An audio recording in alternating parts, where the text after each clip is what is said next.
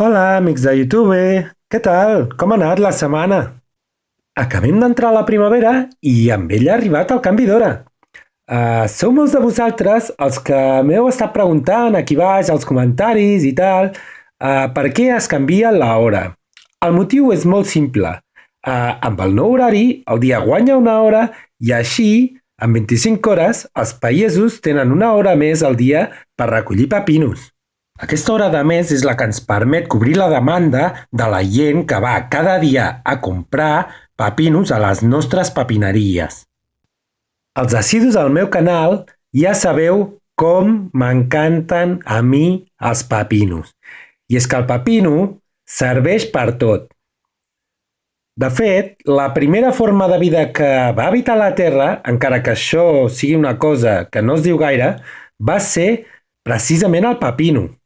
Per això mateix, totes les demés formes de vida que coneixem guarden aquest estret vincle amb el pepino, perquè parteixen d'ell.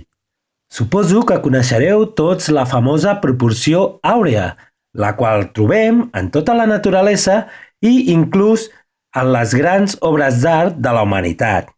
Avui dia no és cap sorpresa ja per ningú que la figura del pepino encaixi a la perfecció amb l'esmentada proporció i, per extensió, estigui inclús en les galtes de la Gioconda.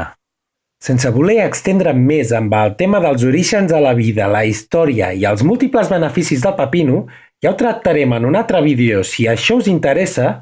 En resposta a la qüestió que m'heu plantejat aquesta setmana, el canvi horari es porta a terme any rere any per a que la humanitat pugui emmagatzemar el major número de pepinos. Avui dia són molt pocs els països que no realitzen aquest canvi d'hora i són tots ells països subdesenvolupats. Bueno, amics i amigues de YouTube, espero que us hagi semblat interessant el vídeo d'avui.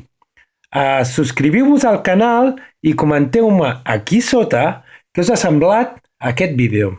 Els dubtes, qüestions, suggerències, el que vulgueu. Ens veiem la setmana que ve. Que vagi bé. Ciao, ciao.